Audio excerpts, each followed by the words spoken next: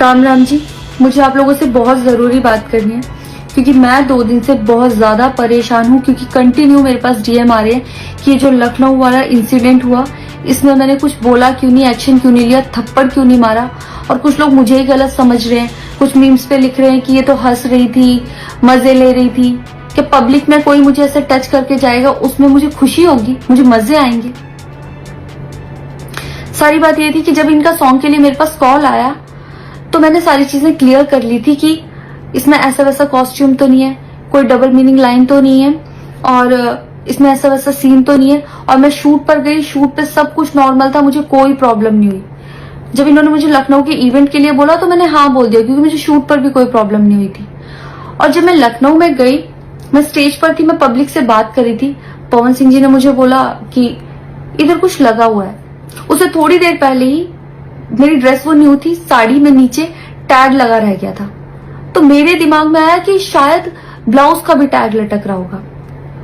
मैं हंसकर उस चीज को दबा रही थी कि अगर मेरा टैग लगा भी है तो वो चीज जिस टाइम मैं पब्लिक से माइक में बात कर रही हूँ उस टाइम ना बोल के साइड में भी बोली जा सकती है, इसलिए मैं उस चीज को उस टाइम पे दबा रही थी। मैंने हंस के टाला, अवॉइड किया और फिर दोबारा बात करने लगी। वो बोले नहीं कुछ लगा है, नहीं कुछ लगा है, तो मैंने कहा नहीं लगा। वो बोले लगा हुआ है। तो मुझे लगा कि शायद लगा ये तो मेरे को लग रहा था कि कुछ लगा है इसलिए ये बोल रहे हैं। और पर फिर भी मैंने हंस के वहां पे टाला, पब्लिक से अपनी बात कंप्लीट की। कंप्लीट करने के बाद जब मैं अपने टीम मेंबर से मैंने पूछा साइड में जाके कि कुछ लगा है, क्या लगा है, उन्होंने बोला कुछ भी नहीं लगा था। जब मैंने देखा मेरे सच में कुछ नहीं लगा था, तब मुझे बहुत ज्यादा बुरा लगा, गुस्सा आया और रोना भी आया। लेकिन मुझे ये नहीं समझ आया कि मैं अब क्या करूं यहाँ पर, क्योंकि जहां मैं गई थी लखनऊ में, पवन सिंह जी खुद भी वहीं के रहने वाले हैं, उसी जगह पर इवेंट था। जितना वो क्राउड था वो सारा उनका फैन बेस था।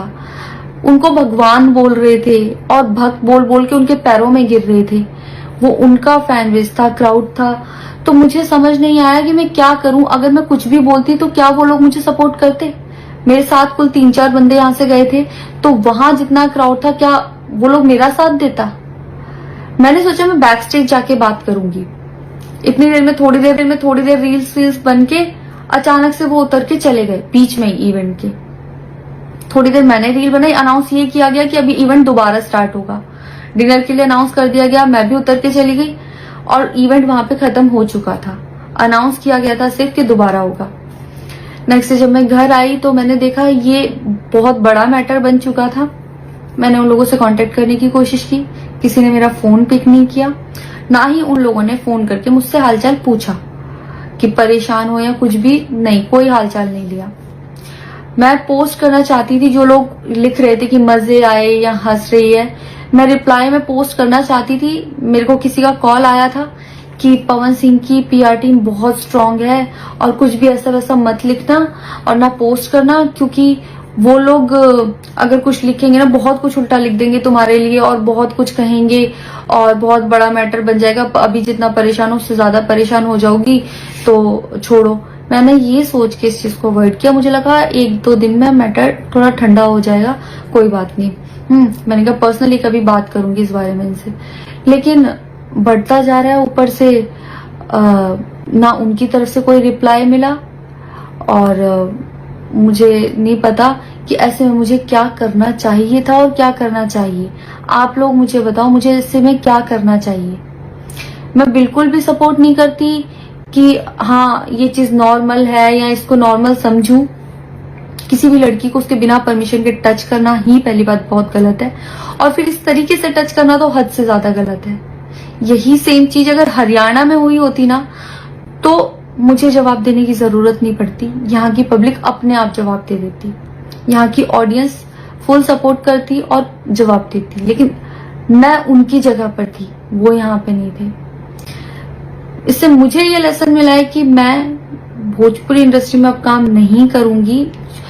आर्टिस्ट हूं तो नई नई चीजें ट्राई करने का मन करता है कि ये भी ट्राई करूं, ये भी ट्राई करूं, ये भी ट्राई करूं। कुछ भी अलग सा आता है तो करने का मन करता है कि कुछ अलग होगा, कुछ नया ट्राई करती हूँ। और वो भी पवन सिंह जैसे सीनियर आर्टिस्ट के साथ कोलैबोरेशन थी तो हुआ कि हाँ कर लेती हूँ। होता है, अगर वो भी नहीं होते तब भी अगर कोई मेरे पास मराठी का भी प्रोजेक्ट आता तो मैं सोचती कि हाँ कुछ चेंज होगा, कुछ नया सीखने को मिलेगा, ट्राई करती हूँ। पर ये भोजपुरी में काम करने के मेरे साइड इफेक्ट थे जो मेरे साथ हुए। मैं अपने परिवार में, अपने हरियाणा में खुश हूँ, मुझे नहीं करना काम भोजपुरी में। पर आप लोग मुझे जरूर बताना कि इस सिचुएशन में अगर आप होते और आप वहां पर होते तो आप उस टाइम पर क्या करते और मेरी गलती कहाँ है। जय श्री राम।